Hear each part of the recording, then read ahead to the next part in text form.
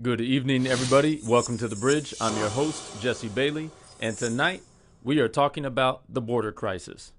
Now, what's interesting is ever since Joe Biden took office and removed Donald Trump's border policies, there's been an influx of illegal aliens into the United States of America. And we've known about this for months. And even the secular news media has had to acknowledge it. The leftist news, the fake news, they have to acknowledge it because of everything that's going on. There's too much footage. It's too obvious. But all of a sudden now, agencies like MSNBC are trying to pretend like this is not a border crisis, that the Republicans are making it up. Well, no, there is absolutely a border crisis here. And by crisis, we mean that there are so many people coming into the United States of America illegally that we are going to see and are already seeing an immediate impact on our finances and our economics, as well as crime in the nation. We're going to get into that in just a little bit. But let me give you some numbers as we get started here. So first of all, the Customs and Border Protection, who is gathering the numbers surrounding this, as of October 22nd, reported that there is nearly 1.7 million arrests made at the border. That's just arrests that they've made. There's also close to 300,000 stops that they've made. So that's 300,000 people that they've stopped from coming into the nation, 1.7 million that they have arrested for illegally coming into the nation, and their getaway, what they call it, the got away numbers are approaching 500,000 people. And these are just what we know about. So there has been an influx of illegal immigrants into the nation since the Biden administration took office in January. And it's no wonder. I mean, Biden came in and removed the policies put in place by the Trump administration to prevent these things from happening. But not only did he remove those, he went on and said basically, yeah, come on over. We'll give you free health care. We'll give you free mental health care. We'll give you free transportation. We'll help you with legal services, career services, all this stuff. He's giving more services to illegal immigrants than he is our veterans here. So it's no wonder we have caravans that are coming to the United States of America now. We have all these people that are flooding into our nation. So there's a couple questions that come up, but the first and most important question is, what does the Bible say about it? On the bridge here, we keep it bold, we keep it balanced, and we keep it biblical. That is our worldview. If it is not your worldview, we respect that, and we'd love to hear back from you about how you think and feel about the situation going on at the border. But with that said, I just want to take a look at what the Bible says about immigrants or sojourners, as they're referred to in the Bible. And as you're listening to this tonight, remember that I believe that the Word of God is the final authority on everything that it speaks. So what it says, it needs to be revered, respected, and implemented. If not in our hearts, in our laws in our nation. So listen to what he says here. Says, and if a stranger dwells with you in your land, you shall not mistreat him. The stranger who dwells among you shall be to you as one born among you, and you shall love him as yourself. For you were strangers in the land of Egypt. I am the Lord your God. So we see here that God has a way of treating people that are strangers. His heart is open to the strangers, and he wants our hearts to be open to the strangers too. As a matter of fact, Jesus in Matthew chapter 25, one of the things that he says to those who will enter into the kingdom of heaven is, when I was a stranger, you visited me. So taking care of the stranger, the alien, someone who is not a part of the immediate family, immediate citizenship, is something that God has instituted in his word, no doubt. Let's look again at what he says in Exodus 12:48 and 49. He says clearly, and when a stranger dwells with you and wants to keep the Passover to the Lord, let all his males be circumcised, and then let him come near and keep it. And he shall be as a native of the land, for no uncircumcised person shall eat it. One law shall be for the native born and for the stranger who dwells among you. So within that, he says he wants them to be a part of even the faith. So in Israel, of course, things were a little bit different. The worship of God was fully integrated into the governance of the people. But there's a principle that we see at play here that is important when we're talking about immigration, especially a biblical view of it.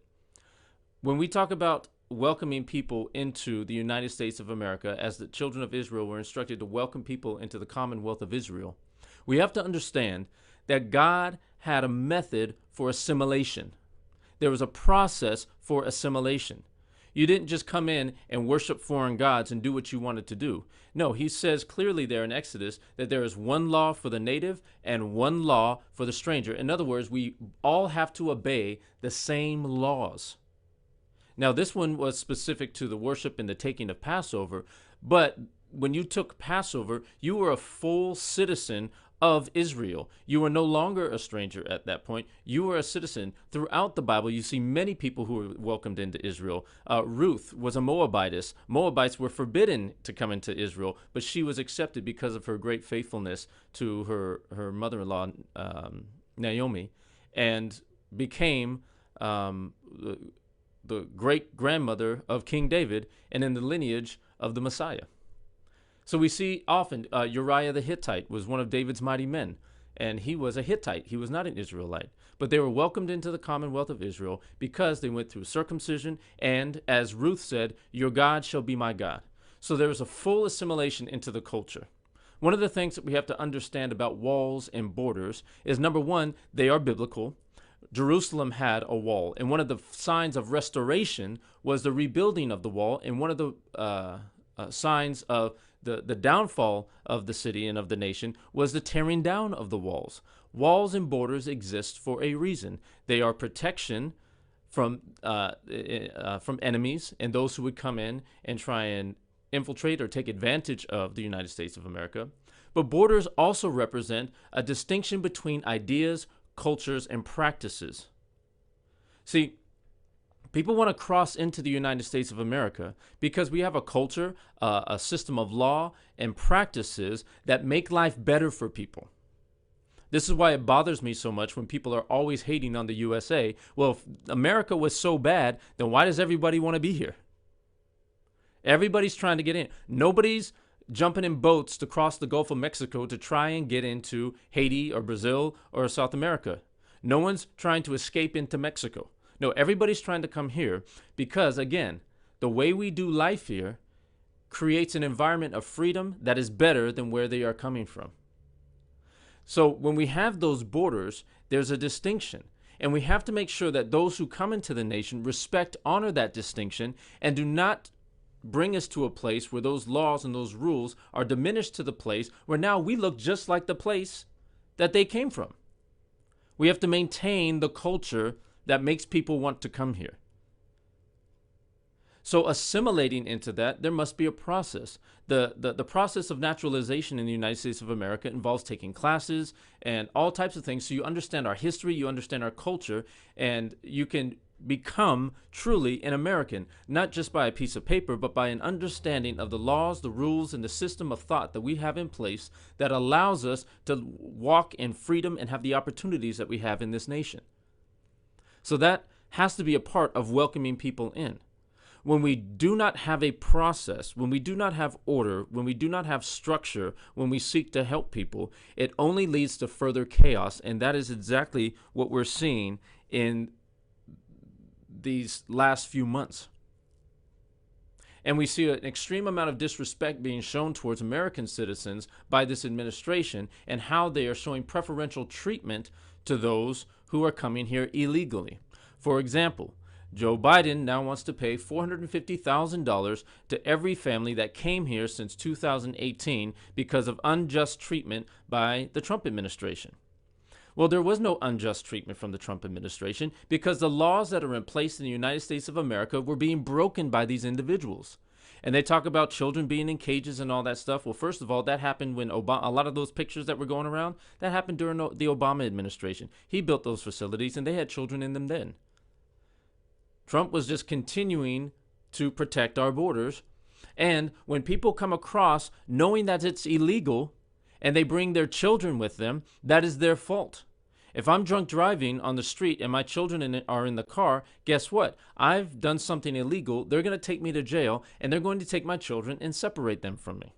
That's just how it works. One law for the native, one law for the stranger. It's the same thing. The only difference is that we have an influx of people that have a complete disregard for the law, and I understand why they have a disregard for the law, because they'd rather take that risk than continue to stay in the country that they're in because things are bad. We'll talk about that in a minute.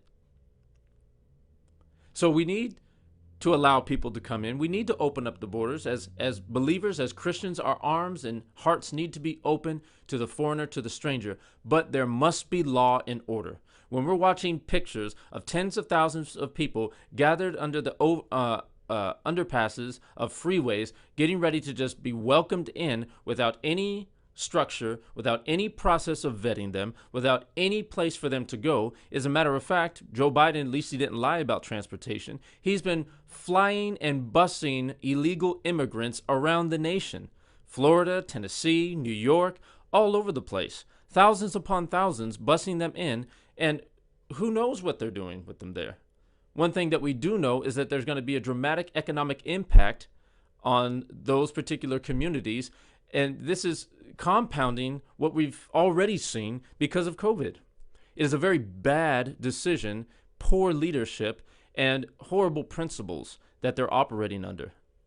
This is going to lead, and already has led, to further chaos. For example, in Oregon and Idaho, they have what is called narco-slavery now. They have discovered tens of thousands of illegal immigrants that have been brought into the Oregon, I believe it's 14 Oregon counties, a few counties in Idaho, where they are harvesting marijuana for Mexican, Russian, and Chinese cartels that are operating within the United States of America. Joe Biden opening up the borders has empowered these cartels and given them free slave labor so they can pump more drugs into our cities. That's what's happening. Not only that, but the sex trade. These women and young girls are at extreme risk from cartels and MS-13 pulling them in to the sex slavery. Sex slavery is huge in this nation and in this world.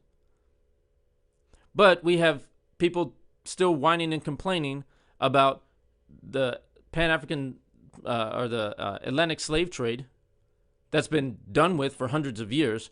Yet we don't want to talk about all the slavery that's happening right now, and this border crisis is adding to it. These girls are being raped on their way here. They are being stolen, sold. This is a huge problem. There's a reason why cities like Houston are top trafficking cities, because they're right by the border. That's why they're top trafficking cities. It's because they have access to a huge inventory. So we are not helping the people that are coming over here by grabbing them and then throwing them into our country, nor are we helping our country. A lack of order breeds chaos. I am all for welcoming people. I am all for inviting people into our nation, but there must be process and there must be a place for them to go. Otherwise, if you are desperate, anyone would resort to crime. When I was a little kid, things got tough, I would go steal. And I was raised in a Christian home. It's human nature to just kind of go and do what you got to do.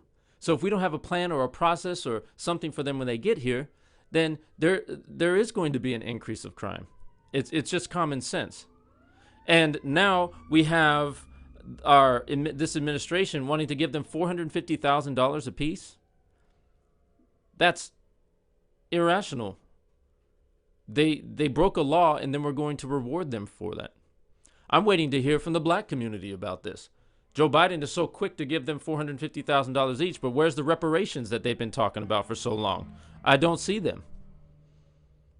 Why aren't we talking about that? And why isn't this administration so hype on giving reparations? Now, let me make it clear. I'm not for reparations. The sins of the father should not be passed on to the sons, period. That is a biblical principle that you find in Ezekiel. So I'm not for that. But it's just interesting. Why are they giving the money to the illegals? And why are they opening the borders in the first place? It's because they do want the downfall of this nation. They need this nation at its knees so they can usher in a new world order. and inviting illegal immigrants in that puts additional economic pressure and increases crime is a good way to do that. Not only that, but it helps ensure them that they have a lot of voters. Isn't it interesting that they're opening the borders and then trying to make it very easy for people to vote? They do not want voter IDs. They do not want any identification for people to vote, as they are inviting hundreds of thousands of people to come in and then bribing them. This is exactly what happened to the black community in the 1960s. Lyndon Johnson came up, with the Great Society, started giving welfare to all the black people, and he said, I will have these Negroes, didn't use that term, voting for us for the next 200 years. And guess what? He was right, because 96% of black people have been voting Democrat for the last 20, 30 years. And they're doing the same thing. They're opening the border to get more voters. Makes sense, doesn't it? So what's the solution here? We see what's happening. We know that it's wrong. So what is the solution for us as a nation? What is it that we as believers, as Christians, should do during this time? Number one, we need to have compassion on people who are coming here illegally. I can only imagine living in a country where it is so oppressive that you can't even work and can't provide for your family. So if I was in that situation, you better believe I would be looking for every opportunity to take care of my family. So we have to have compassion on the people that are coming here and understand that they are in a bad place. No one would take the risks that are associated with getting to this nation unless they were escaping something that was even worse than the risk that they were taking. So as Christians, we have to be sensitive to that. It cannot just be the law. We have to have the heart and understand that.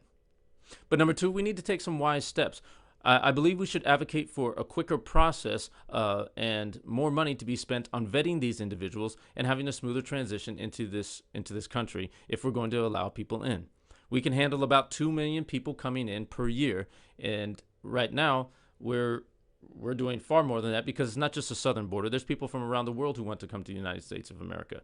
So we have to have a streamlined process that is efficient in vetting people and finding resources for them and having an avenue for them to receive the education they need, the work that they need, and really get them assimilated into our society. But here's another thing I would like to offer.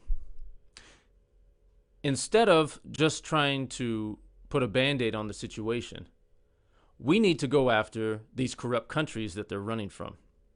For example, Mexico. Mexico is a land rich with resources. They have great potential to be an economic force in this world if they would have the order and structure in place. The reason they do not have the order and structure in place is because the deep corruption that exists, primarily because of the cartels.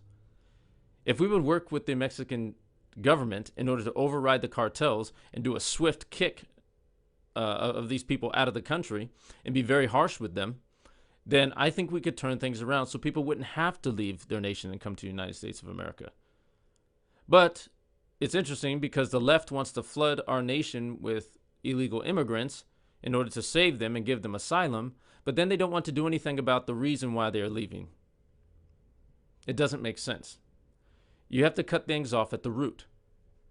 So we need to be aggressive with the cartels. The only problem is that we have too many people in our government that are making money off of these cartels and are in bed with them, that they don't want to do anything about it. They don't want to talk about trafficking.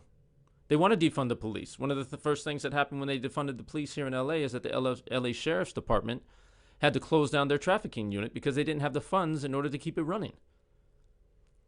They don't want to talk about the pedophilia in Hollywood. They don't want to talk about these things because they're a part of it. So we need to drive out the corruption in our country. We need to drain the swamp. We need to get righteous leaders in place. And then we need to spread freedom to the rest of the world. You may call it imperialism. We call it liberation.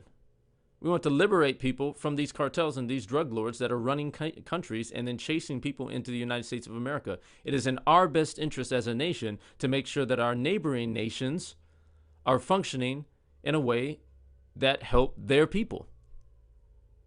That's the bottom line. But it doesn't seem that this administration gets that, nor does it appear that the Democratic platform has any understanding of this, cares about this, or perhaps, and even more diabolical and more than likely, that they are advocating and helping push this agenda. So again, I appeal to you Christians to start voting according to the biblical standards instead of your cultural standards. And I encourage those who are not believers to follow the logic, follow the money, and vote for what makes sense, not for what feels right. We got to stop being manipulated by the mainstream media and just let our eyes and ears tell the truth. So I'd love to hear your comments. Comment in the section below, whether you're on Facebook or YouTube. Let me know your thoughts. I'd love to hear back from you. And next week we're going to have our open Q&A. So you guys can come online, ask any questions you want. I'll sit here for an hour and we're just going to go back and forth. But until I see you next time, keep it bold, keep it balanced, and keep it biblical. God bless you guys and have a great night. By the way, don't forget to subscribe, like, and share this if it blessed you. Good night.